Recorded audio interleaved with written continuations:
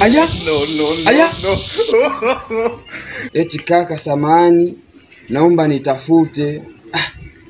Jamani, mimi kwenye peji yangu ya TikTok au Instagram, Facebook, mimi natuma video zangu tu. Sawa?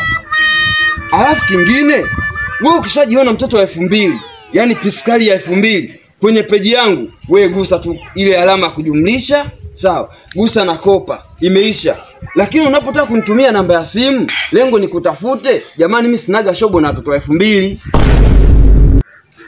Yani katika maisha yangu, wanawake ambao nawachukia mimi, zile pisi zimezaliwa kuanzia 2000, sizipendi. Kwa sababu gani? Mtoto wa 2000 unakutana naye mtaani, ngoma imenyooka, mtoto kanyoka kweli. Sawa, unasema huyu nikipita kwa kina Joni pale watanishobokea, mtoto pisi kweli.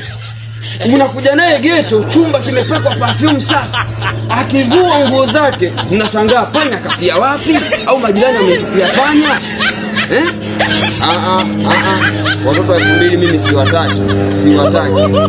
Sasa basi, mtoto wa 2000 ukimkuta kavaa suruali, sawa, ukiingia naye ghetto, ile suruali ukivua inavuka fresh kwenye mambo yake, nguo ya ndani. Ukisema uvue nguo ya ndani, anang'ang'ania.